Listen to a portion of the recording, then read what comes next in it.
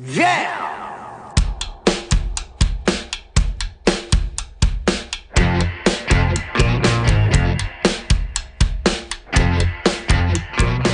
It's Josh Williams here, and welcome to another episode of the One Man Podcast, episode number 18 to be specific, for Wednesday, September 13th, 2017. Welcome, everyone. Welcome to my new listeners. Welcome to all my comeback listeners, my faithful listeners, the ones who are here with me all the time. Thank you to everyone who's listening from all over the globe. I'm very excited for this episode. I feel like I have a lot to talk about. I do feel like that every week. Getting me to shut up is the hard part. But this week, I'm going to be talking about the It movie. All right. I went to go see It in theaters with the lady. I hosted a CSGO tournament. We did a CIBC fundraiser. And, I even, before I recorded the podcast, I don't know why do I hiccup at the beginning of every episode? I'm just chatting away and I start hiccuping. I think it's because I chug a bunch of water or something beforehand, but I get that fucking hiccups right away. Anyways, to totally derail the plug portion of the show, right? The off the top. Yeah, I did a CIBC fundraiser as well, and I was a little delayed in getting this podcast started because I watched the Apple press conference today, which was pretty interesting. I've watched them before. It's not like it's something that I scheduled. I didn't know it was happening until today. A friend of mine was watching it, and I figured, you know what? Maybe I'll tune in. I'm a fruit slave, I believe, is what I've been called by listeners before.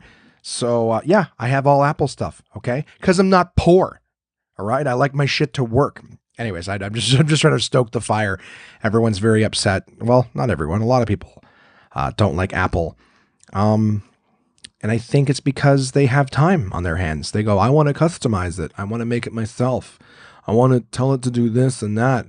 And you can't download illegal movies on an Apple product. Well, fuck, if that's your criteria to steal things like a dirty, filthy criminal, then yeah, Apple's not for you. I like my shit to work. I'm busy. I got a lot of stuff on the go. I want to look down at my phone. I want to grab it. I want to know where the app is. I want to know how it works. I like that everything's very similar. Not looking for a goofy fucking Samsung. Everyone hands you their Samsung, their shit's in different places or whatever. Very difficult to navigate. I like that my iPad and my phone and all that stuff works the same. Anyways, I'm just giving the Samsung people, but you fucking idiot, you can't even talk right. Anyways, but I'll read the emails, of course, too, later on. But that's something I'm going to talk about today too. Is I watched the Apple press conference. So yeah, that's it's going to be a fun show, guys, because I think we have a lot to talk about. Going back to last week, I did have an opportunity. I mentioned that there may be a show coming up in the Renfrew area. Well, I am very excited to say that show has been confirmed and booked. Yours truly will be hosting a show at Finnegan's Roadhouse in Renfrew on I think it's Friday, November 10th. It's November 10th for sure. I just think it's a Friday. So some of my listeners who are in the Renfrew area, I know you guys are there. Be sure to contact Finnegan's Pub or Finnegan's Roadhouse. I apologize. About getting tickets. They have an early bird price. So the sooner you get your tickets, the more money you saves. Headliner will be Jim McNally. Great comic I've worked with many, many times before. From the Ottawa Valley, totally grew up in the area, knows the people and the culture out there. And yeah, I think it's going to be a great time. I'm really looking forward to that. The middle act has not been confirmed yet, the feature on the show. So we got a guy in mind. I got to call him, but it's not confirmed yet, so I can't drop any other names. But of course, we'll talk more about that as that comes up. But on Wednesday, I went out to see the area, okay? Because before we do a show, we're fucking professionals, all right? We don't just show up in a small town night of and go, oh, we're performing in the water-damaged area of a church? Yeah, that's what could possibly go wrong there. So we go out in the areas, we check first. That's what I did on Wednesday. I drove out there, spent a few hours talking with the owner and some of the other people involved in the show, just making sure that the room would look great. And it does. It's a great room for comedy. Now the thing will be is, can they get enough tables and chairs to accommodate the huge draw that is Absolute Comedy live in Renfrew. So we're very excited for that. It's the day before Remembrance Day, an easy way to remember. And Remembrance Day falls on a Saturday this year. Fun fact that I didn't know is Remembrance Day, none of the stores open until noon. So it'll be a shoppingless Saturday morning this year. I remember last year I always call it Novembrance Day because I'm an idiot. But last year on Remembrance Day, I was out driving the old, ride sharing job and it was dead. It was fucking dead. You know why? Because nobody goes to work in the federal government on the morning of Remembrance Day. So I was driving around. Why is it so fucking dead? Then I saw this tiny little lineup in front of Best Buy. And I was like, what the fuck is this? I pull up, right? I'm a creature of curiosity. I said, hey, what are you guys standing in line for? And they go, oh, it's the Nintendo Classic release day. Happened to know what it was. I didn't think it was going to be that busy. I thought every store was going to get a bunch of them. I thought it would be a nice little item that would sit on a rack that people, maybe sell out the first day, but merely by people walking by and going, oh, this is interesting, low price point, why not? Well, I saw this lineup and went, shit, it's going to be one of those things. But luckily, I'm a stand-up comedian and very rarely have to be anywhere specific at any given time during the morning. So I parked the car, I went over and stood in line, and then maybe I swear 5 seconds behind me, 3 more people stood in line. And then, my first question out of my mouth was, hey, does anyone know how many they have? Are we lining up for nothing? And maybe, again, 30 seconds later, a guy walks out of the front of Best Buy. Hey, guys, we've only got X amount of them, so there's probably not enough for all of you who are here in line. The guy starts doing a head count.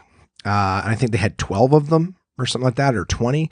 But the point is he's counting down the line, and he counts, I think, like 9. Let's say it's 20. He goes, 19 on me, and then 20 on one of the 3 guys behind me. He's like, yeah, sorry, 2 of you guys aren't getting them.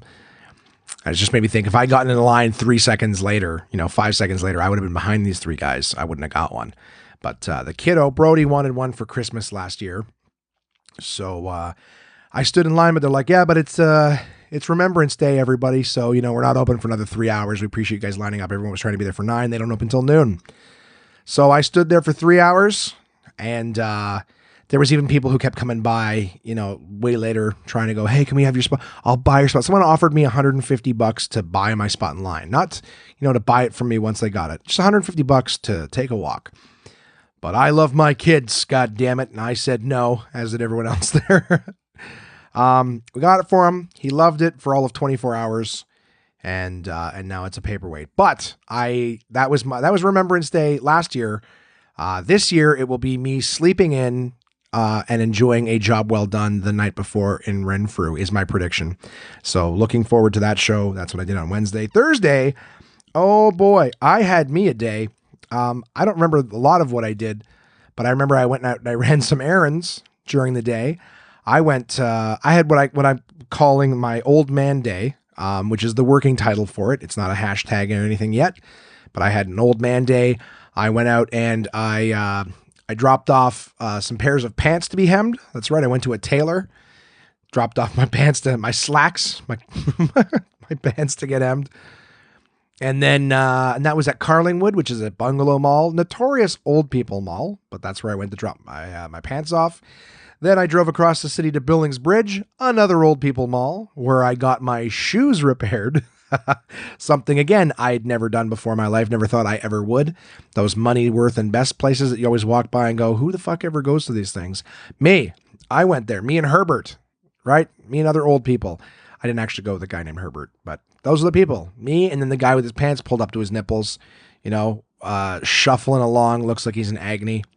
I don't get why old people dress the way they get. I think old people are the ones who deserve to wear fucking sweatpants and socks and sandals and a fucking hoodie. They're the ones who are just like, just get it on me. Everything hurts. But I mean, if it hurts to lift your arms, like, why would you want to be fucking around with buttons and doing up buttons and then putting a sweater over top of that shit and then another jacket? Oh, I don't want to do that now. That seems like a horrible choice. And the colors, you know what I mean? I think there's a senior's discount on white with brown stripes, right? Anything brown, khaki colored, very, very I feel like old people want to dress in sepia tone. Does that make any sense? You know what I mean? They're just like, I'm like, why can't you just get yourself a nice pair of jeans or something like that? Unless it's too heavy for them and just drags them down, breaks their hips, all that denim. What if it rains? I'll be dragging around a fucking Kevlar. I don't know. Just I had an old people day. All right. I went and I dropped off my shoes to get glued. The soles were coming off these shoes I got, and I was wondering if they could be repaired. So I did that. It just happened to be that I was running around to some of these places, and then I got a haircut. Got a haircut at Billings, the old people mall. So that was my Thursday afternoon. Take my pants to get hemmed, take my shoes to get repaired, get myself a haircut, and I probably complained a lot too. So that was definitely an old man day that I had on Thursday. I felt productive. I'll gonna tell you honestly, I felt productive after getting all those things done. So, Friday, I picked up those pants. You damn right I did. I picked up my pants on Friday, and then I had myself a nice little date night with the lady. Crystal took me to a place after, of course, our Halifax trip that we talked about on the podcast. Both of us had like, we, want to have donair again. We enjoyed our donairs, our Halifax donairs. So she had found a place not far from her work called the Upper Deck Diner. And while that sounds like a poop prank, that's the first thing I said. I'm like, it's called the Upper Deck. That's disgusting. It's an old, double decker, like a English Britain double decker bus. And the top of it is the dining area. They also had like a sort of a deck built out at front, like a wooden deck patio kind of thing with tables and chairs. But the upper, the top floor of the double decker bus, they had chairs and tables and turned it into like a little dining area. And then downstairs was like inside was where the guy was cooking and everything. Very, very cool. They did a donair burger. So to me, it tasted like it was ground beef with donair spicing in it. And then, of course, they put the sweet sauce on top. But Crystal said that she spoke to the woman there the first time she saw it.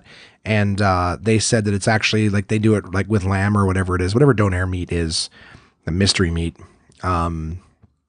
They apparently it's lamb. They just don't do it on a spit and slice it up because they said they don't have the space for it. But the burger was delicious. We had a corn dog poutine. They had a pogo poutine as well. And you're like, what's the difference between pogos and corn dogs? Well, apparently, according to the gentleman, running the place, a pogo is chicken and pork mixed in with the battering over it. So it's like the traditional name brand pogos. That's chicken and pork. And a corn dog is an all beef wiener that's breaded right there and then fried there. So it's more real because they do the breading and the frying themselves. Always up for more real. And then, of course, all beef dog. Who gives a shit? It's all squirrel and raccoon. We know this, right? There's a certain amount of boot in every hot dog. But anyways, we had that. They basically chopped that up and they put it on top of poutine. Hey, let's have ourselves a meal, right? So it was absolutely lovely. It was the ladies' treat. Very, very grateful for that. And I enjoyed it. So I would say anyone in the Ottawa area, have a look. I mean, it's not every day that you get to order some kind. I mean, it's still, chip wagon-esque food, but they're doing unique twists. Like I said, donair burgers. It did taste, like Halifax donair in burger form. It was delicious. And a little bit on the spicy side. I will say that if you don't like spicy at all, be careful. It is actually a little bit more spicy than a regular donair. But then again, the Halifax stuff is a little spicy. I don't know. Tough call. Enjoyable though. I like that a lot.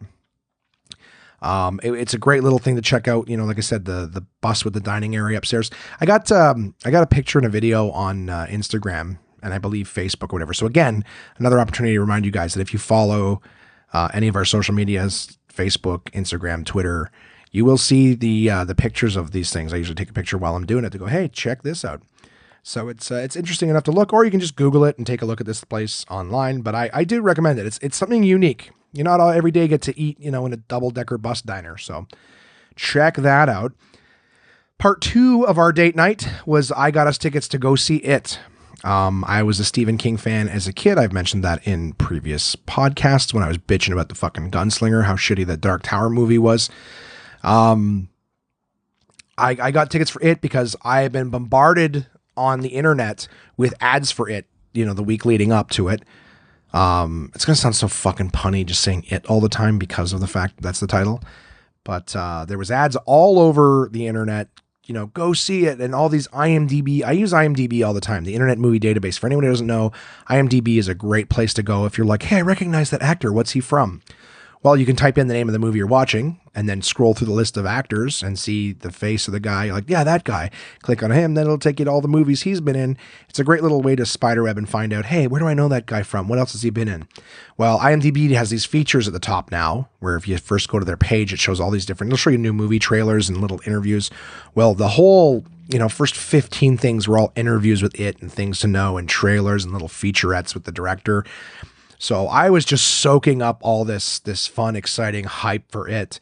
And it actually looked quite good. The trailers and everything looked good. In fact, we got to see, I believe I mentioned it when we went to see Annabelle Creation, that we got to watch a good, 4 or 5 minute scene with Pennywise and Georgie talking through the sewer. If you haven't seen that yet, if you know what I'm talking about, but you haven't had a chance to see that little scene that's back and forth, be careful. If you Google it now, typically YouTube is showing the spoil version, so they'll show you a little bit of the scene, but then they've attached a really shitty screener.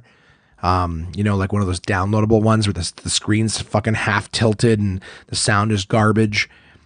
Part of the actual image is cut off because the person holding the camera wasn't paying attention. So just be careful. You might actually spoil that scene for yourself. But I got excited for it. I'm like, yeah, I got to see it. I watched the original 2-part miniseries. Crystal and I think we watched that miniseries the night we saw Annabelle Creation. We came home and we're like, let's watch it. She'd never seen it. We got it. The acting, if I could just talk back about the original it was really poorly acted by almost everyone except for Tim Curry, who did an excellent job as Pennywise the dancing clown. He was great, very freaky, but very clownish. It was also made for TV, so anyone who's like, oh, I'm going to watch the original, again, just remember it was made for TV. They did a lot of back and forth the way the story goes. Really, Stephen King stories are Stephen King stories. That guy, doesn't pull any punches on the stories that he's trying to say. Give me one sec here. I'm going to try to keep my mouth from clicking. You'll know why I say that when I read the emails later. The original one, it's basically a story about kids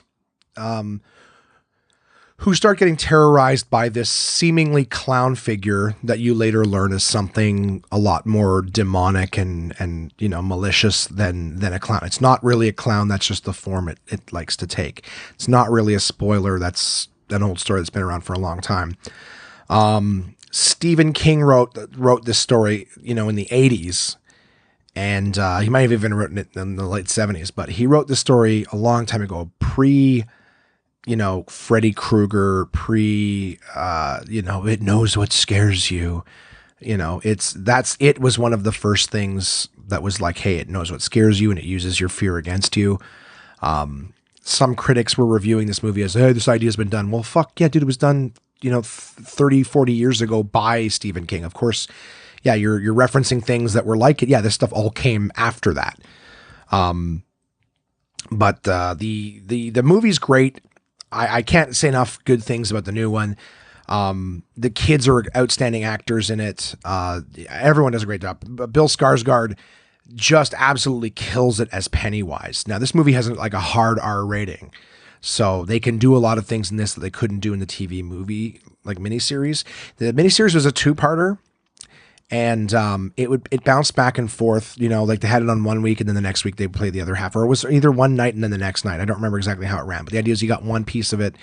And the whole idea is that, this thing comes out to feed every 27 years. It turns out it's been around for a long time and it just keeps coming back and eating children. And again, this is spoiler free. If you feel like I'm fucking up the movie, this is just the premise of it. And of course, these kids start getting terrorized by it and they decide that they want to confront it, and that's the plot of the movie. But the original was sort of adults. It keeps going back and forth between when they're adults and when they're kids. This movie looked like they were going to tell the whole story from the standpoint of the kids. And again, spoiler free. You see the title at the end of the movie and they call it Chapter 1. So just anyone who goes to see it based on my recommendation, please know it is part 1 of at least 2 parts. So you just know that you're not seeing a self-contained story. You're seeing a great movie with a lot of great stuff on it, but it is at minimum a 2-parter. So it's also, if you watch the original and you're wondering like me, I watched the original and I said, hey, there's no scenes of the adults together. I go, maybe they just try to do it all with the kids. Well, it's because they're doing the kid portion. Instead of it bouncing back and forth timeline, they're doing the kids portion first, and they'll have the adults portion in the next movie. But great scares, great special effects. There's some good jump scares, but there's also some just really good psychological scary stuff.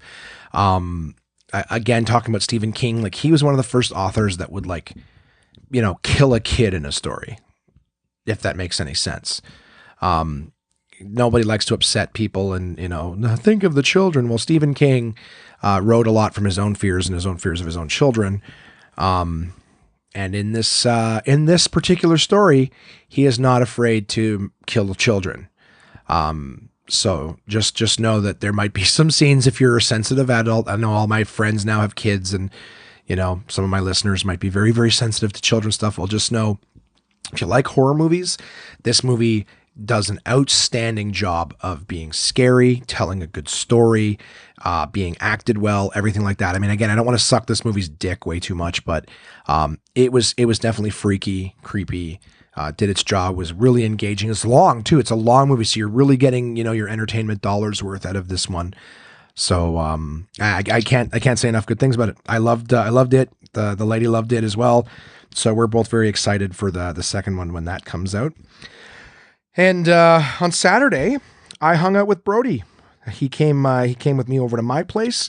We, keeping with the horror theme, the two of us played Friday the 13th, that game I was talking about on the podcast a while back, where, most players play as counselors. One person plays as Jason. Well, we had a great time. We just burned the day away, playing games together, trying to beat Jason. One of us was Jason, so we'd work together to try to kill all the other counselors.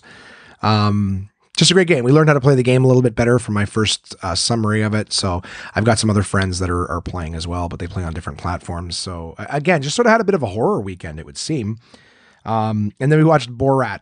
We went out for a little bit, get some snacks, came back, decided to watch something. And I was just poking around. I don't remember what he was watching. I think he brought up some YouTube video, and it reminded me of like the old prankster stuff from Ali G and whatnot. So I brought up some videos of Ali G. He had no idea who that was. I showed him. He was laughing his head off. And then, of course, we found like some full episodes of Ali G. So he got to see the characters of Borat and Bruno as well. And he was just dying laughing. I asked him if he ever saw Borat. He said no. I said, all right, buddy, let's have a goofy boy humor night. So we rented Borat. And he loved it. They had a great time. So that's what we did. Sunday, I had to get up super early, so I drove him home. And I was hosting the CSGO, which stands for Counter-Strike Global Offensive tournament at the Cineplex Theater. I think they call it the Scotiabank Theater now in Ottawa at Silver City. Sorry to so much in your ears too, but yeah, it was good. Like I was there at 7:00 in the morning. We were setting up like 12 PCs. This was the first time the theater had ever done like a PC gaming tournament. It's usually like PlayStation or Xbox, a lot easier to set up, but we're setting up all these computers and we're downloading updates and we're connecting to the internet and da-da-da-da-da. It was like a long setup process. We got started late, but apparently every city did just because every city did because of the fact that we were having network issues and to have 12 computers connected at, high download rates. It was a tournament, right? So we couldn't just be like, hey, let's connect you all. Hey, is everyone just playing okay? Good. No, it was strict. They were playing for pretty big money. So we needed to make sure that everything was fair. Everyone's computers were working off of the internet at the right speed. Everyone had the right equipment. There was no issues with the equipment. We had to play around. It was a ton of technical stuff. We had to make sure that they had a white noise sound. So basically they would put in earbuds and then we would put earphones over their ears with earbuds that would play like a white noise. Basically the idea was to block out any outside sound because we had commentators, commenting on the rounds, like who was killing who and who was camping where and this and that. So it would have been unfair for them to have been able to hear everything that the broadcasters were saying, because then it would just give them an advantage. They would know where their enemy was and all that based on what they were saying. So they decided that they would not do any commentating during the rounds, that the casters is what they call them would do that between rounds, therefore taking up the time of the host, yours truly. So I didn't have a whole hell of a lot to do. I definitely got the crowd excited a little bit off the top, got the matches started. And then after a couple rounds, we decided, everyone who was playing said they couldn't really hear anything over the white noise while we were talking afterwards. So we decided, with permission from all the teams, that we would do the casting during the round because it did make it much more exciting for all of the people listening. So we switched that up a little later on, got very, very excited. There was one team, I don't want to say their name because it was kind of shitty, but they lost every single match round that they played, like just getting fucking dominated. Like you could have put monkeys in those chairs and they would have scored just as much. I'm not lying. They would 0-0-0-0 goose egg. And then late in the day, their last match that they were playing against another team, They won one, like just one round. You know, it was like a best of 15. They won one round of one of the several matches they played, and the whole place, when they got that one win, the whole place exploded. It was the most exciting moment of the whole day. The underdogs landed a hit, and then of course they got fucking destroyed. But that one victory match that they had was the most exciting part of the day. So, anyways, as the day went on, we had downtime in between matches and stuff like that. So I went up to keep little Ben. I don't want to say his last name, only just out of respect for him. Again, I try not to say anybody's names. I know it sounds ridiculous for me to constantly say one name and then go, I'm not going to say their last name, but keep in mind, I don't have these people's permissions to just name them to whomever may be listening. But one of the guys, he's also an amateur comic here in Ottawa, working this. So he was up there. Ben was up in the projector room. It was Ben's job to switch from the video game viewing. So basically the live gaming on the screen, so everyone could watch and see who was playing what, to like just an image of the logo of Counter-Strike between rounds. So I went up to visit Ben. He was doing music and stuff like that up there. A very easy job. A lot of us had very easy jobs. I love this gig, I have to say. But I went up to visit him at one point, and I was telling him all about It, because I had done that on Friday, what a cool movie it was, all the things I'd learned. It's just chat. And then it totally occurred to me. I'm like, well, hey, we're in the projector room. Like, when does It start? And it turned out, like, while I was talking to him, maybe like there was It starting in like 10 minutes directly behind where he was sitting. So all he had to do was spin his chair around and he could watch it. So I ended up sitting there for some time. I had to go back downstairs a couple of times, but I ended up watching It with Ben upstairs on IMAX. So I've already seen It twice this weekend. It was still good the second time. I got to enjoy little things that I was looking for. He was piss scared, and we kept trying to find ways to scare him. So one of the things we did after watching the movie was we'd switched the static image from the logo of Counter-Strike. We'd found like a nice big Pennywise face that we could bring up, so that, as soon as the game was over and we switched it over, we could throw up a giant Pennywise the clown face in the theater, maybe scare everybody in there. We did that. We got a couple little, we could hear them like, a few gasps, and then we switched back. That was just a fun little dicking around thing that we did. But I definitely enjoyed being the host of the tournament. It was nice seeing people come out and having a good time playing video games. I've got a lot of stuff that I'm going to be doing with them coming up in the future.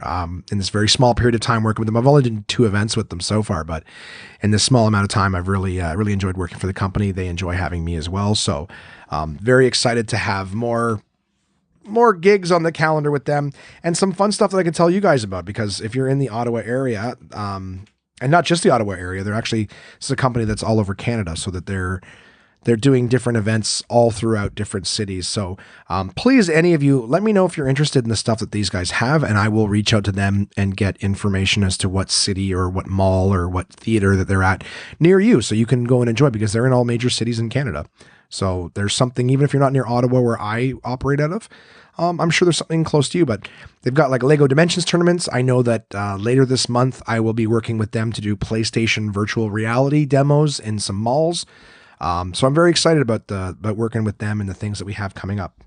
I'm very excited, yes, to be here doing the PlayStation VR.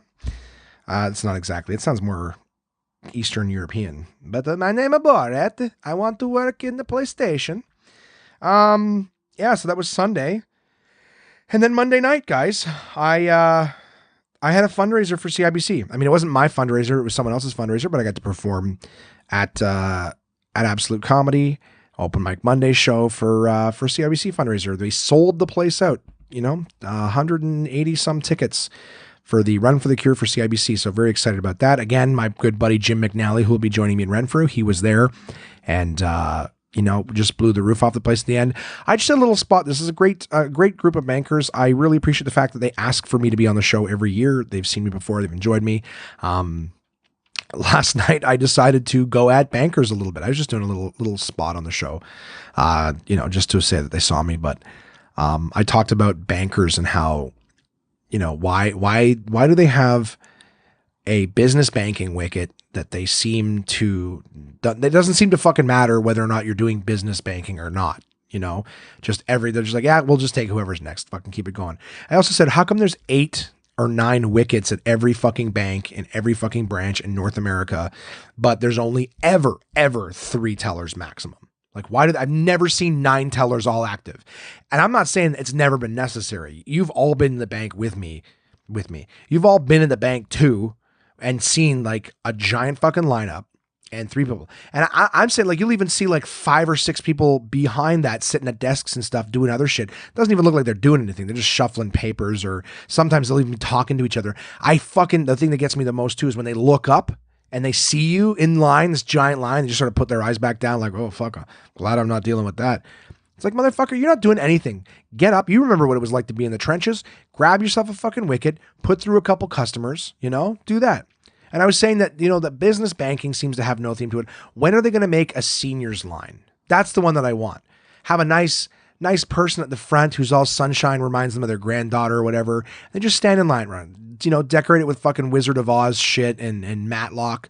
Things that are non-threatening to old people, stuff that they recognize, like a casino does. A casino bends them over and fucks them out of all their money. But they do it in a nostalgic way. They go, hey, remember the Wizard of Oz? Huh? Do you remember John Wayne and the Great Escape? Huh? How about that Charles Bronson guy, Steve McQueen? Remember these guys? Oh, what a time to have been alive, before mobile devices and stuff. So old people are just like, yeah, they just feed their money into these recognizable figureheads from years gone by. Well, just do that at a bank, just decorate all the area. So the rest of us, we have fucking places to be, we don't want to be stuck in a goddamn bank all the time. I don't know. That was my suggestion to the bankers who were there last night. But all in all, I had a really fun week last week, guys. I mean, seeing the movies, doing the events, doing my old guy shopping and errands, yelling at bankers. What a great week I had. And, as I mentioned today, I watched the Apple press conference. That was the last and most recent thing I did. Where do I begin? Listen, if you hate Apple, just go sit in the corner with your coloring books and wait for this segment to be over. But Apple has announced a lot of new cool things. If you hate them or not, this is still some interesting stuff that they've got going on. I watched the new Apple, they have these new locations that they're opening up. They're opening up at the waterfront in Chicago. They have a new location in Milan, something that they're doing in Paris. And I'll talk about them very briefly, but they talked about like Apple Parks. So they're basically going to be taking these like historical buildings and I don't want to say repurposing them. They are repurposing them in a manner of speaking. They're becoming Apple locations, but they're and this is the third time today I've tried to think of this word, and I get it, but I always trip up on it. Is restoring. That's the word. They're restoring some of these old buildings. You got to see it, guys. The press conference is online. You can watch all this stuff I'm about to talk about online and see for yourselves. Beautiful visuals, and everything I'm going to talk about is, I just think it's summarized better. I watched it live streaming, so when it was an actual press conference, so I couldn't pause, rewind, and watch over again anything that they said, grab some of the terminology or new chip names or new feature names. So I really will do my best to describe them here, just in case you're like, oh, I wonder what they're doing. I'll do my best to tell you. But just in case I get something wrong, please know I'm going off of memory at this point, and it was a few hours ago. So yeah, these new locations look great. They're doing new things in the stores where they're going to have like creative sections. I think they call it Apple Today or Today at Apple. And it's almost like those Home Depot seminars they used to do. Here's how you fucking caulk a window or whatever. Well, they're going to be getting people in who are like creatives in their local cities and areas and stuff like that, who will come in and show you how to do creative projects and things like that using Apple devices and things like that. Not to mention just regular creative things, but how Apple technology integrates into the creative process. I mean, I have my iPad here, just as a small example. I have my iPad here that I use to play my intro music and my sound effects and ads and stuff like that. And then of course, once I'm done recording everything, I move it over to the computer and I process it and I do, I clean it up in GarageBand on my Mac. So, I mean, not that I would ever go to an Apple store and be invited to do something like that. And hey, what's the podcast process? But, truth be told, like you could do that. You could teach how to do a podcast doing entirely Apple stuff. My buddy, Paul Verzi, Paul just plugs in a microphone to his MacBook and does it entirely in GarageBand. His entire podcast is recorded, processed, and produced through GarageBand on a a MacBook, which is incredible. So something like that. Like they also have other creatives who are using, GarageBand for stuff like that. They're showing people how to use iMovies. So they said what the geniuses did for technology, these new Apple creatives will be doing for people in artistic fields and stuff like that. They're also looking to make their locations a greener space. So they're going to be adding a lot of plant life and things like that into the Apple stores just to make it a lot more green. So it was just kind of cool to see what they're doing at the store level. The Apple Watch Series 3 was announced. They were showing how a lot of people have used their Apple Watches and the health aspects of it. People have avoided serious health injuries and things like that because the Apple Watch was recording data and told them that certain things were not happening, or certain things were happening with their bodies. So some people avoided heart attacks and some serious, organ failures because of the odd things. They told their doctor that they were getting odd readings. The doctors looked into it and turned out something that had no symptoms. Because the Apple Watch picked up on it, they were actually able to get surgeries and things that saved their lives. One guy was in a car crash, and he remembered the SOS feature on the watch, ended up calling a tech, and was on the phone with them while the paramedics came to cut him out of his vehicle, which had flipped over several times. Just a ton of stories. A little girl whose glucose levels are being monitored via the Apple Watch. Just a bunch of really cool features that already existed on the watch and how they're working on making them better. But the Series 3 now is able to detect elevation and things like that. Like they've had it before, but now it can tell the difference between jogging in place and actually going up and down stairs. They have something new that they're working with Stanford, I believe, was the university, that they are now monitoring your heart rate. They're going to see if you're having irregular heart rate and things like that, in a new app that they've launched, which basically is going to be able to detect early signs of stroke and heart disease. So, imagine something strapped to your wrist now that is able to actually help take care of you in the sense that, if you had something wrong with you and you never knew, and there's all of a sudden brain activity or something like that, well, your watch is now basically watching what's going on with you. It'll also detect if your heart rate elevates and you're not doing anything. You're not moving or whatever, but all of a sudden your heart rate increases. So I found that particularly interesting and kind of cool that we're now in an area, with technology that we can take, get more information on our health status throughout the hours of the day just because something is reading our pulse. I mean, yeah, it's a little invasive too, you might think, but I know for me in the shape that I'm in, I would much rather know that something is kind of watching my back and letting me know if I'm having irregular heart activity that I myself may not be aware of. And of course, another big innovation for the Apple Watch is that it is now cellular. The Series 3 will have an integrated, I believe they call it an electronic SIM. So you will be able to take your watch with you and not have to have your phone. So you can just take that, get all your phone calls. Apple Music is also integrated to it. So they said that you could have 40 million songs on your wrist. And then, of course, with the wireless Bluetooth earphones that they've had for some time now, you can get all your music directly from your watch. You don't have to bring your phone when you leave the house, and you still do all your calls, talk to Siri, all that fun stuff. Excuse me, doing so much talking, building up some gas here. That was very, very cool to see. It now supports contactless charging. So that's very cool. I might for the first time be interested in getting an Apple Watch. They showed the new Apple TV, which is new 4K. So the Apple TV is 4K. A lot of features that were available only in the States will now be available in Canada, Australia, and I believe 6 other countries that were previously not available to. So it's going to be 4K. They're working on Apple TV games, exclusive games for the Apple TV. I think they translate over to the iPad and the iPhone, but the idea is that it'll be designed to be like these one-touch games, very, very vivid, from that game company, I believe is what the developer is called. So very cool that they're working on, like they showed them playing it with the Apple TV remote. It was very, very, just visually stunning. Augmented reality is another thing they're working on. They talked very briefly because it was sort of put through all the different products about the new iOS 11, which is launching at the end of the month. So if you're an Apple user, you will be getting iOS 11 at the end of the month. They also talked about the new iPhone 8, which I missed. I paused because I was working on something, trying to get some troubleshooting on Facebook. And by the time I unpaused, it had been like 40 minutes, and the live stream on that person, well, maybe not that long, about 20, 25 minutes.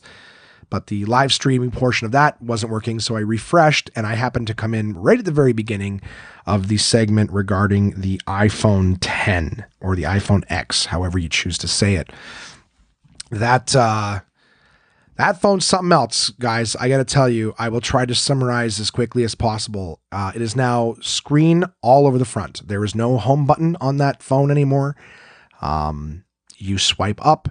In order to unlock the phone, it now uses facial recognition technology, some of the most sophisticated facial recognition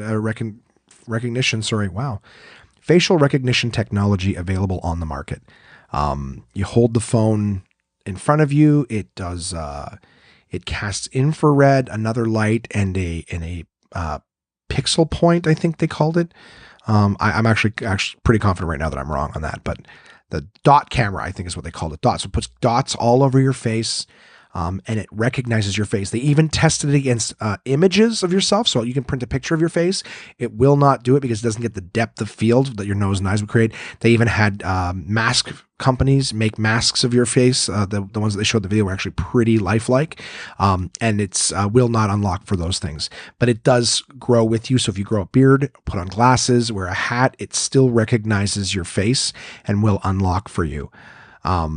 It is now contactless charging as well. So you can put the phone down on one of those charge pads and it will charge your phone. So Apple 8 and 10 will allow for that technology, as well as the earbuds, the I think I call them AirPods or whatever they are, the wireless ones, now work with the contactless charge. The Apple Watch works with the contactless charge, and so does the iPhone 8 and 10. Another very cool feature, because of this facial recognition technology, they've been working with Snapchat and some other companies that do facial recognition. So now the emojis on the Apple phones, so the monkey, the poop, the fox, the dog, all those things that you're using already, you can actually bring up the emoji and it will match what your face is doing. It turns 3D like a Pixar movie. And that face will now follow your facial. If you raise your eyebrows, it raises its eyebrows. You can scowl, you can cringe with your face, and it will replicate what you're doing. And as you speak, it copies your mouth movements to the detail.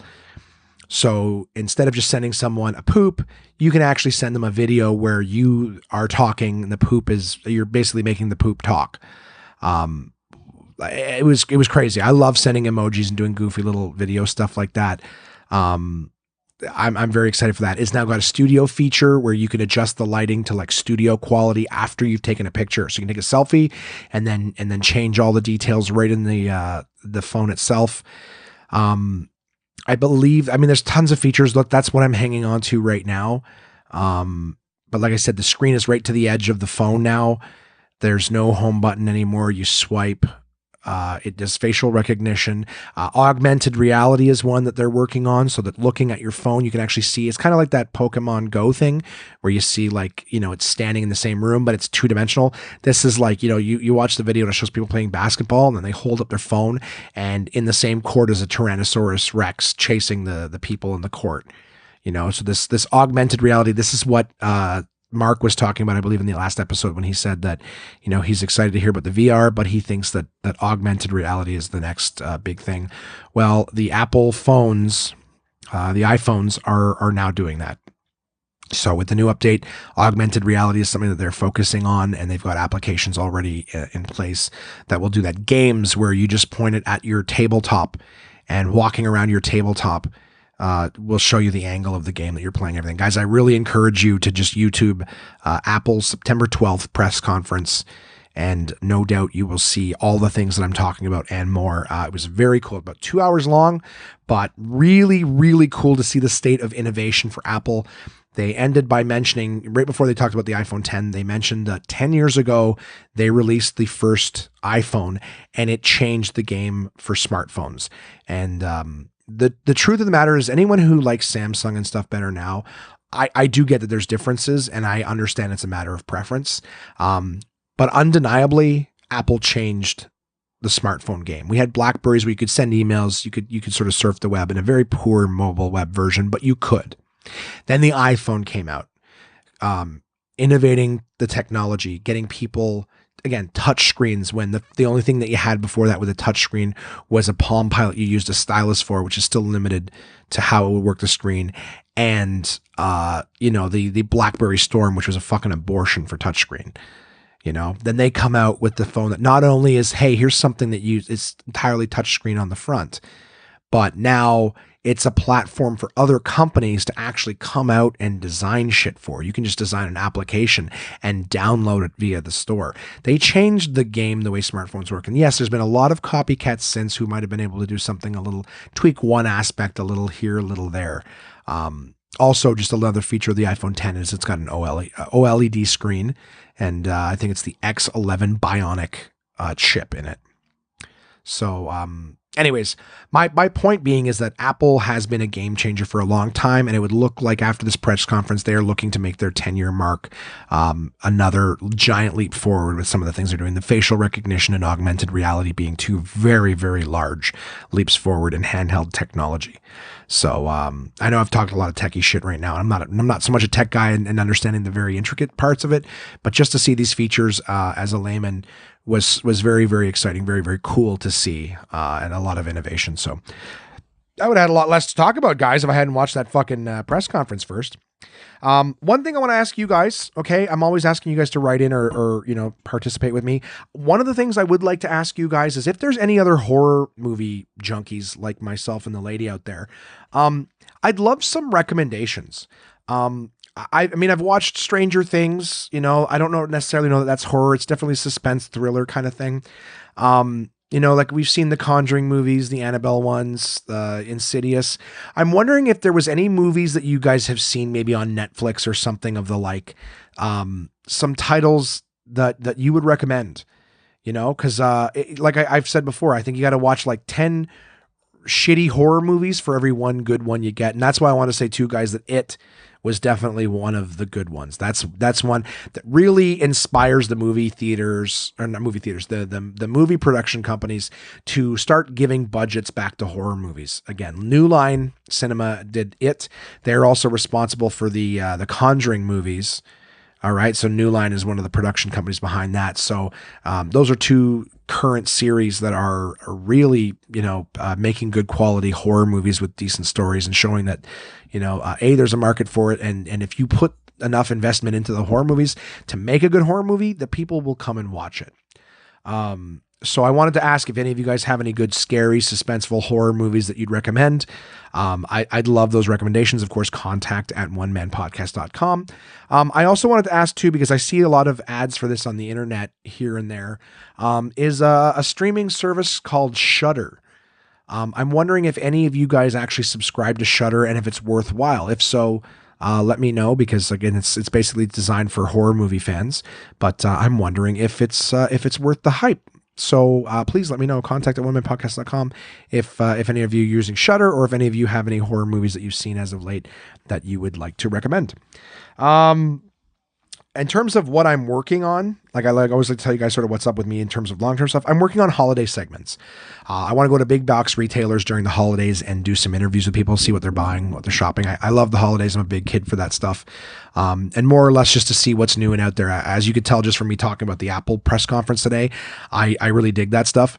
And, just anything new and exciting. So I kind of like to, in the holidays, go out to all the different big box retailers and see what the new toys are for the holiday season. And toys, I mean, tech stuff, tool stuff, reading, household, like just all different aspects. There's no one thing that I'm more preferential to. So I'm working on my proposal and stuff like that. I've already got a few places that have said that they're on board. But I'd love to have a different store that I'm at every week over the November and December months, leading up to the holiday season. Or not holiday season, but the fucking the day of the holiday. There's a lot of different holidays. I can't name. Fucking Christmas. You know what I'm talking about, right? There's 8 days of Hanukkah. Well, I'd like to hit 8 different big box retailers so they can consider each one of those segments in the months a gift for them. They can save them and listen to different ones on different days. I don't give a shit. Kwanzaa, don't know what that is, but I'm working on that too. My podcast can be enjoyed any time during any of the holidays. But that's something I'm excited for. I don't want to really list the places that I'm planning on going in case they say no to me. And then I'll feel like I disappointed you guys. So doing that, I've been starting to watch the Iron Fist on Netflix. I know it came out a while ago, but I kind of want to watch The Defenders and feel like I can't watch The Defenders if I haven't watched Iron Fist. But it sucks so far. 7 or 8 episodes in, it's boring as fuck. Anyone who doesn't know, I really enjoy what Marvel's doing these days. They're killing it in the theaters. All the Marvel movies are very exciting and fun to watch. Big nerd right here. And they started to do real good with their Netflix stuff. Daredevil, the first season was pretty good.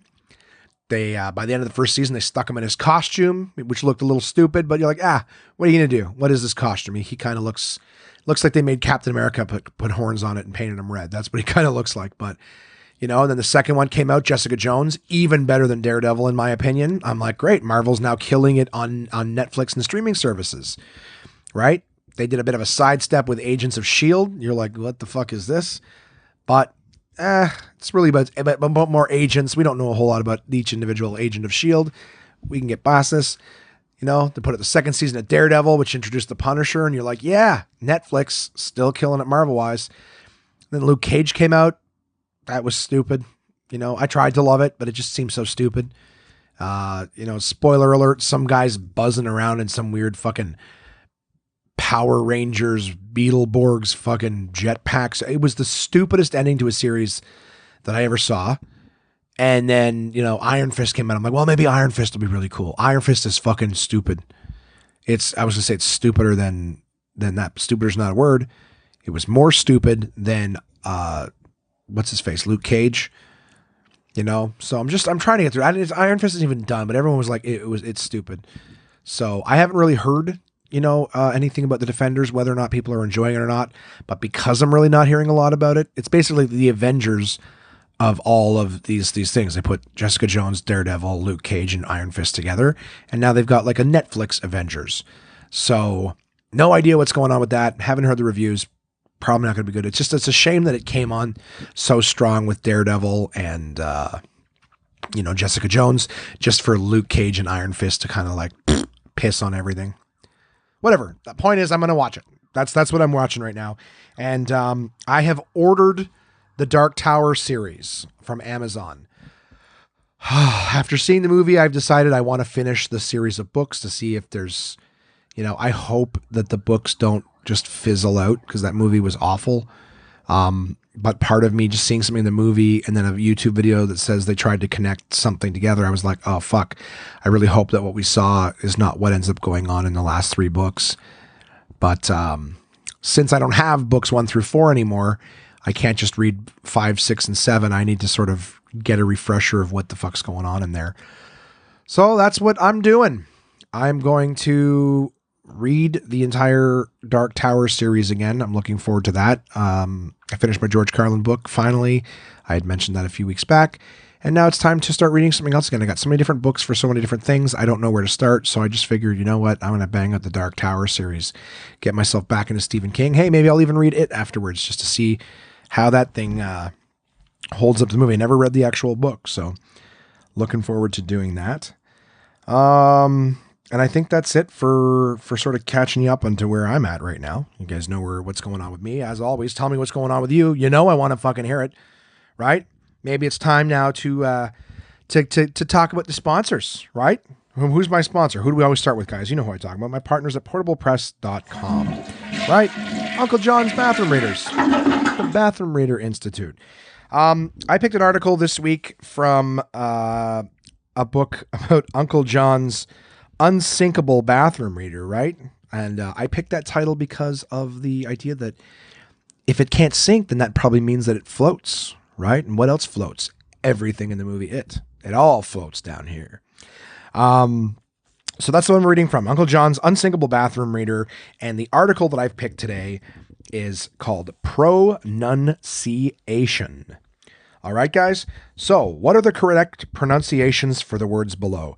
The answers might surprise you. If you pronounce them differently, don't worry, many people do. But here's how they were originally meant to be pronounced 50, 100, or 200 years ago, and according to the dictionary, still should be. So I was reading this one earlier today, getting it ready for the podcast. I got about 4 or 5 deep to what looks like about close, maybe like 18 of them. I got about 4 or 5 deep, and it was like 0 for 5. And I was like, okay, fuck it. And I was talking out loud to myself, making fun of myself, how stupid I was and how I couldn't believe that I didn't get them right. Some of them was just having a hard time getting the proper pronunciation the way it was said. So I decided, fuck it. We're just going to go through that process of me being an idiot live right on the podcast. So the first one is status. And that one is actually right in brackets right next to it. It's supposed to be pronounced status. So if you're like me and you pronounce status, then you're wrong. It's actually status. So anytime someone says, hey, what's the status of that? You mean the status? Stupid, ignorant fuck. So 0 for 1 for me. Well, let me get a pen here. I'm gonna keep score right on the sheet. Where's my fucking pen? There's always the nice pens that go missing, right? There we go. There we go. All right. All righty. So I am 0 for 1 at this point. All right. The next one, transient. It has 2 syllables, not 3. So it's transient, not transient. It actually has that. So that was 0 for 2 for me, because again, I say transient. But it's not. It's transient. TRAN-SHENT. So transient is how it's supposed to be said. 0 for 2. Applicable. The first syllable is the one that should be emphasized, as in applicable, rather than the second, which is applicable. Now, I probably said that to myself 10 times, thinking that I was losing my mind. They're both 3 syllables, but it's the first syllable that you're supposed to emphasize. So it's applicable, not applicable. All right. And I hope you guys could hear the differences there, because I couldn't for a while. That's what I've settled with. Emphasize the first, not the second. The fourth one is valet, right? It's not a French word. So pronouncing the last syllable as a is incorrect. It should be sounded as valet. Another fake French word, foyer, which is pronounced foyer, not foyer. So there you go, guys. It's foyer and valet, not valet and foyer. I am 0 for 4. Spherical. It says spherical, not spherical. So again, 0 for 5. If you call it spherical, you too are a fucking idiot. And not that we're fucking idiots, but we were just taught by fucking idiots. That's how it works. And then there's either. So it's either or either. Either is the preferred way, and so is neither. So it's not either or neither. It's either. So I say either. I'm 1 for 6 now. So I've got I'm on the board. Anybody else here at this point on the board just now? Is anybody at fucking 0 for 6 on these bad boys? Prelude. Prelude is incorrect. The proper pronunciation is prelude. Oh, that's weird. I definitely didn't get that. 1 for 7. I've always said prelude or prelude. I think prelude. Yeah, prelude is incorrect. The proper pronunciation is prelude. Prelude. Huh. All right. Forte is the next one. If you're discussing someone's forte, as in a strength, the E is silent. Forte is correct only if you're using it as a musical term. So someone's fort. It's my fort. Okay. So you don't say the E. It's not forte. If you're discussing someone's fort, as in a strength, the E is silent. Forte is correct only if you're using it as a musical term. Hey, I'm 1 for 8. That's like my fucking high school. Rocking a goddamn 12.5% average. Decrease. Oh God, this one's going to suck. Decrease. If you're using it as a noun, it's decrease. If you're using it as a verb, it's decrease. It's just the same fucking thing. Okay, so it's decrease or it's decrease. I see. Decrease, decrease. Okay, so you need to decrease the volume of that. A noun. Well, how's it a noun? Decrease. If you're using it as a noun. Okay, let's go 1 for 9. I'm fine with that. Air, E-R-R, rhymes with hair. No, it rhymes with her. Oh, so I want to err on the side of caution. 1 for 10. I'm going to go ahead and try to save myself and say I probably just learned from a lot of dumb people. That's all it was. Caramel. Caramel. Caramel is the original way and still the preferred way, although caramel. Okay, so caramel. So that's what it is. Caramel. It's 3 syllables. Caramel is the original way and still the preferred way, although caramel, which was once a Midwestern regional pronunciation, is also acceptable. Okay, so caramel or caramel. All right. Well, it didn't say which the fucking wrong one is. Caramel. Oh, whatever. Caramel.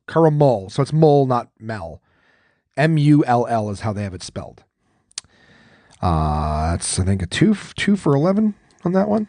But that's what I say. Gala. So a gala is a gala. That's another loss for me on that one. 2 out of 12. Guys, this is, my pronunciation is garbage. Mauve. M-A-U-V-E. It once rhymed with stove, but now the O-A-U is sounded as aw. Mauve? So it was mauve? Oh, mauve, like the color. It looks like the name Maeve. No, it's because I'm reading it wrong. God, I'm stupid. So mauve is mauve. Yeah, mauve. It once rhymed with stove, but now the AU is sounded of. So it's mauve. 2 for 13. Keep her going. Regime. The first syllable is sounded as ray. So it's regime, not regime. 2 for 14. There's no coming back, guys. There's 3 left. I failed big time. Joust. In the 13th century, it was pronounced and spelled like the word just. 2 for 15. Long lived. Fuck me. Come on. How hard can that one be? Today, we say the lived as lived. But until the 20th century, it was pronounced lived. Long lived? Okay. Yeah, because he's got a long life. So he's got a long lived. I'm still wrong. I've always said long lived. Right? But now it's lived. Or it was pronounced. So the original pronounced is lived. So now they're saying today we say lived. Yeah, I know what the fuck we say. So it was long lived. 2 for 16. And the last one. Do I get 3 points? Do I get a fucking hat trick on this difficult course? Quasi. All right. Today it's often pronounced quasi, but it's more correct to say quasi. Oh, the buzzer beater. 3 for 17. This motherfucker is. So I got it last minute. So that's pronunciation, guys. I hope some of you learned some shit from me. And by me, I mean my beautiful partners at portablepress.com. The running feed at the bottom, the little last quote it has at the bottom is, a first-class ticket for the Titanic cost more than the typical crew member would earn in 18 years. So how about that? Rich motherfuckers. So yeah, as usual, that was my Uncle John's Bathroom Reader article from my partners at portablepress.com. And as always, guys, they got lots of great books, right? This one came from Uncle John's Unsinkable Bathroom Reader. Just in the few pages that I read at the beginning of this one, there was a lot of great articles. I can't wait to share more of them with you guys, of course, in the future. But looking forward to that, because there's so many great fucking articles. I've started reading more of these books. I used to just read, maybe 10 pages in, find the first article that I thought was kind of funny. I'm getting further and further and marking more and more of the ones that I find to be, particularly interesting. Just as a small example, I'm not going to ruin anything, but I read one of the ones today was just the history of 3 different kinds of hats. So I might bring that one up relatively soon just because I brought it up. I almost picked that one today, but it's the origin of the Stetson, which is a cowboy hat, the sombrero, and the fedora. And it was just as all of these are, just an interesting little one-pager on how the fuck these famous hats got started and how they became what they are now. So, as always, my partners at Portable Press, guys, thank you for listening to that portion. And next we move on to Absolute Comedy. Absolute Comedy is the best live stand-up comedy from across North America, with locations in Kingston, Toronto, and Ottawa, Ontario. These comedians have been featured on Just for Laughs, Netflix, Comedy Central, CBC's The Debaters, Jimmy Kimmel Live, Conan, The Comedy Network, and much, much more. Go to absolutecomedy.ca to see this week's lineup. Planning a night out is easy with dinner and show packages available at all locations. Live comedy is a great choice if you're organizing a celebration, fundraiser, company outing, or corporate event. Want the show brought to you? They'll send comedians to your venue with performances tailored to your event, creating a night of laughs your guests will love and won't soon forget. So for showtimes, ticket prices, gift certificates, special shows, and more, head to absolutecomedy.ca. Again, that's absolutecomedy.ca for the best live stand-up comedy from across North America. Yeah, Absolute Comedy, yeah. Do you guys hear me pick up my glass while that ad played? And then some loud crashing sound? If you didn't, great. But if you did, that was the condensation from my cup sticking to the coaster. And as soon as, of course, like anything, as soon as it gets high enough up to actually cause a problem, it fell off the bottom of the cup and went bang, bang, bang on the desk. So I'm leaving that in there. That's the realness of my podcast. I wear my mistakes proudly. But also going to not use a coaster in the near future because the condensation fucking sticks to it and then it falls off and smashes all over the place. It makes me really upset. My next partners at Summersby. Maybe that wouldn't have happened, huh? Said I win a glass of water. I'll bet you Summersby had enough respect not to build up a gluey condensation at the bottom of the fucking can. Send my coaster flying all over the place. Let's hear from them. The sun gives life to the orchard. The orchard gives life to the apple. The apple gives life to Summersby. Summersby is a delicious sweet taste of sunshine, imported across the ocean, all the way from Denmark. The people in Denmark are smarter, and so are you, if you drink Summersby. With flavors like apple, blackberry, pear, elderflower lime, red rhubarb, and a taste as regal as this fake accent, there's something for everyone to enjoy. And now you can try them all in the Summersby Mixer Pack, available wherever fine beverages are sold. So go on and try for yourself the crisp, refreshing taste of Summersby. Your taste buds deserve it. Please drink resplendently. And we're back. So there we go. The sponsors out of the way. Those annoying motherfuckers. No, I'm just kidding. So what have I got coming up this week, guys? What's going on with me? What adventures will I have that we can talk about next week? Well, for starters, I'm going to be hosting at Absolute Comedy in Ottawa on Thursday night. So a great show. Headliner Dana Alexander. Yawning in your ear. I'm sorry. It's like, I don't know what time it is. What time is it right now? Of course, I'm always recording on Tuesday. It's 6 o'clock on Tuesday. I have no business being this tired. But hopefully I'm not yawning in your ear at 7 o'clock in the morning when you're just trying desperately to wake up, get ready for the day ahead of you, right? Because this is when you get it. You get it tomorrow. Dana Alexander is the headliner at Absolute Comedy this week. I will be hosting for her. Kamar, my roommate and one of the finalists of Absolute Competition, is going to be out doing something else. He's got a prior engagement on Thursday night, so I'm filling in for him. If you guys want to come see me, that's the only night this week you'll be able to see me at Absolute Comedy.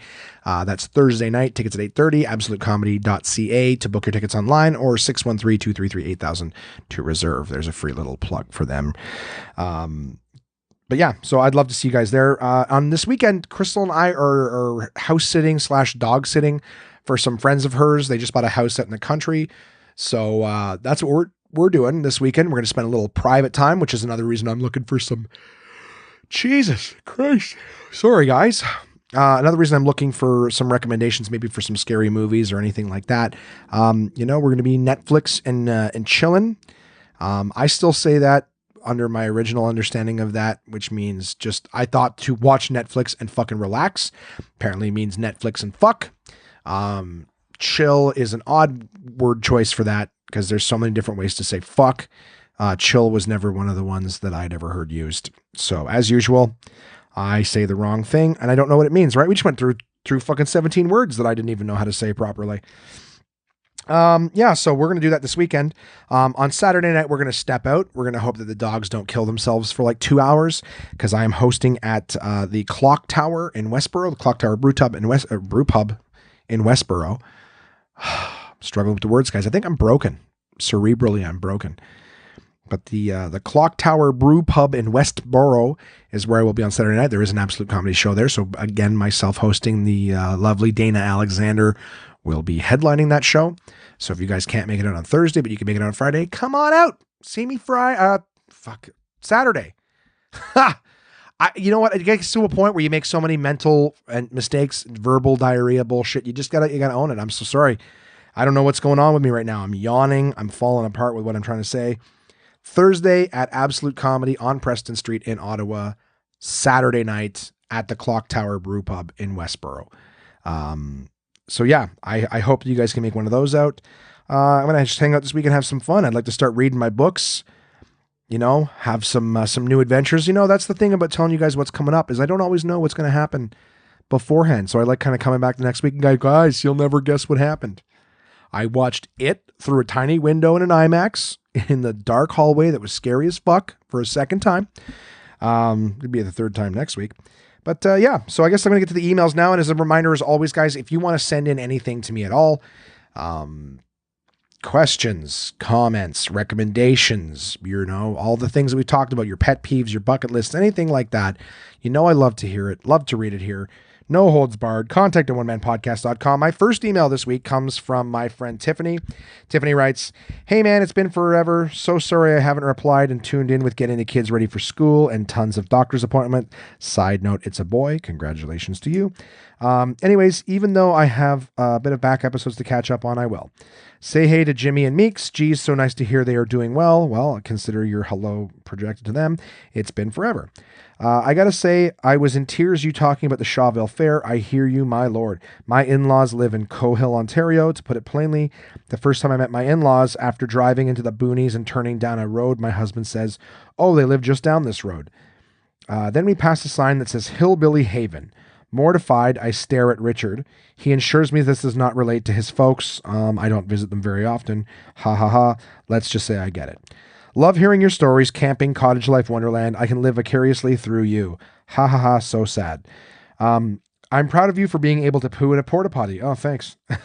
I could cry at the thought. No effing way will I shit in the dark. 2 reasons. 1, spider versus bum. No thanks. 2, I'm not a public pooper, ever. I'd rather end up very sick, so nope, won't do it. Anyways, too much information. About your pet peeves. Josh, why do you think women beehive our TP? So that one, it took me, I was like, what the fuck are you talking about, beehive our TP? But I guess that was referring to my saying you pull a big long thing and it breaks in your hand. So what you're saying is you women, when you do that weird thing where you just make a fucking beehive on your hand, that's to keep it from breaking where you don't want it to. All right. I guess I can't see myself trying that method. It seems odd to me, but I guess I get it. And then you said butter. So if my husband puts crumbs in my butter, I will reapply them to his toast. It's like you may as well sneeze on a meal and serve it to me. Fucking gross. I don't see it as that bad, but I do get it. I just, the idea is it just looks like old fruit. It looks like cross-contamination, right? Nobody likes that. I don't know if you've ever gone into a peanut butter jar and then you see like bits of jam and shit on it. I don't get anything when someone's like cross-contaminating needlessly and you're just willing to leave it in there. Like I get that shit happens, but just take the edge of your knife and just clean up the little bits that got in there, wipe it on a paper towel and throw it away or something. Just get rid of it. Don't fucking leave it in there. It looks gross. How do you know those two things don't breed bacteria faster together or something? I don't know. Back to you. Mine, dishcloths or face cloths rolled into a ball and set on a counter. I could gag just typing. Josh, have a sip of water during your podcast. You click your lips. Not trying to be a dick. It's just one of those things like if people have a dry mouth and click or eat peanut butter, just saying. Yep, that's why I mentioned earlier I was trying to wet the lips with my coffee. Coffee to keep me from yawning, water to keep me from clicking. Got all sorts of verbal aids here around me. The microwave. I will never look at it the same way again. I will always think of you. Yeah. I spoke with Jimmy and he said that one of the reasons he does that, he doesn't want to wake up the baby. So he'll open the door before it goes beep, beep, beep, beep. But I figured you could still just hit stop on it. Open it, fine. You want to open it so it doesn't do a bunch of beep, fine. But open it and hit stop reset. I mean, when you're putting the time in the first place, you're going beep, beep, beep, beep, beep to get it in. You can hit one more beep to clear it off. So I get opening it, but you still got to clear it off. Jimmy, you fucking asshole. I hope you guys enjoyed the movie It. Yes, we thoroughly did. I was really upset to hear your view on Gunslinger, but thanks for saving my wallet. What a piss off, frig. Yeah. Luckily, like I said, I mean, my hope is that Stephen King was so busy going, wow, this It movie that they did is so fucking awesome that he wasn't paying attention to what an abortion the Gunslinger, I keep calling it the Gunslinger because that's the name of the first book, which they made it look like this was going to be. The Dark Tower is what they call it. Yeah, Dark Tower is a piece of fucking garbage.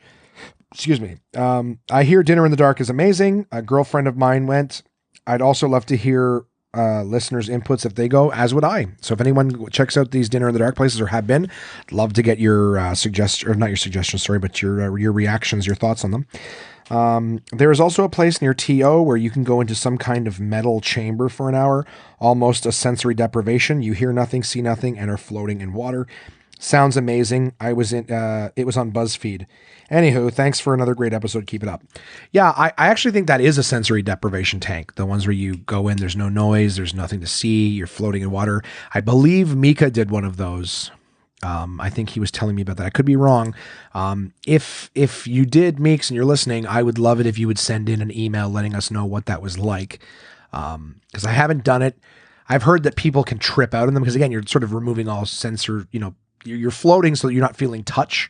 Water's like the most limited amount of contact. So you sort of, you float down there. God damn it. You float. And then you have hallucinations. So me, I think now would probably be the worst time for me to go into a sensory deprivation tank because I would float and fucking hallucinate that goddamn Pennywise was coming after me. But I'd still like to hear what the experience was like. So thank you, Tiff, for your email. I appreciate that. And Ben, little Ben, up in the projection booth, all by himself, pissing his pants because he's scared of clowns.